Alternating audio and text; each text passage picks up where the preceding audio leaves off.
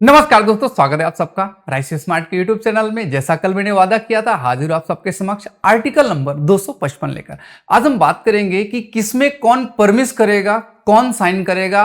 राज्यपाल के पास जब कोई बात आएगी तो उस पर राज्यपाल साइन करेगा, जब कोई बात राष्ट्रपति के पास आएगी तो उस पर राष्ट्रपति साइन करेगा। कैसे करेगा, राज्य से संबंधित विषयों पर इसके बारे में चर्चा करते आइएगा।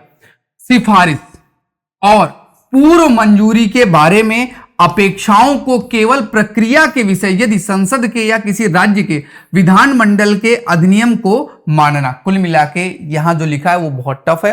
आप ये मानिएगा कि अगर कोई बात राज्यपाल के साइन के लिए आएगी तो राज्यपाल साइन करेगा, राष्ट्रपति के साइन के लिए आएगी तो उसको राष्ट्रपति साइन करेगा। बस इतनी सी बात है। आइए समझते हैं आसान भाषा में। चिंता मत कीजिए, लाइक करते रहिए, कमेंट्स करते रहिए, बताते रहिए आपको वीडियो कैसी लग रही है। ये सीरीज पूरी चलेगी आर्टिकल 395 तक। धीरे धीरे एक ही वीडियो आपको डेली मिल रहा है तो एक ही मिलेगा।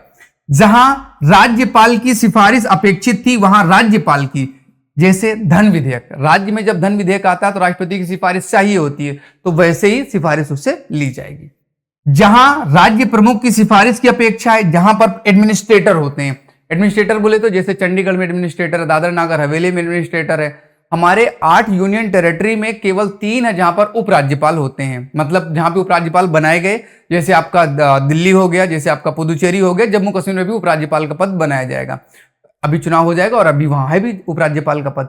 तो जहां पर वो है तो वो उपराज्यपाल की बात, और अगर जहां वो नहीं है तो वहां पर राज्य प्रमुख या उसे एडमिनिस्ट्रेटर या प्रशासक भी बोलते हैं। तो जहां राज्य प्रमुख की सिफारिश अपेक्षित थी वहां राज्य प्रमुख या राष्ट्रपति ने अगर सिफारिश कर दी है तो ये बात आगे क्या होगी। तब ऐसे में जहां राष्ट्रपति की सिफारिश या पूर्व मंजूरी की अपेक्षा थी वहां राष्ट्रपति ने अनुमति दे दी है तो, अर्थात गवर्नर वाले में गवर्नर ने, एडमिनिस्ट्रेटर वाले में एडमिनिस्ट्रेटर ने, प्रेसिडेंट वाले में प्रेसिडेंट ने अगर सिफारिश दे दी है तो ऐसे अधिनियम और ऐसे अधिनियमन का कोई उपबंध केवल इस वजह से अविधि मान्य नहीं होगा। अगर उसने हां कर दिया है तो वो नियम गलत नहीं होगा। क्यों कि वो नियम गलत नहीं होगा इस बात पर कि इस संविधान द्वारा अपेक्षित कोई सिफारिश नहीं की गई थी या पूर्व मंजूरी नहीं दी गई थी। जिसके लिए मंजूरी का है उसने मंजूरी दी तो काम आगे बढ़ जाएगा, उसे गैर कानूनी घोषित नहीं किया जाएगा। उनकी सिफारिश लेने की बात थी, उनकी सिफारिश ली जाएगी और उनकी सिफारिश को लागू किया जाएगा। बस यही बात है।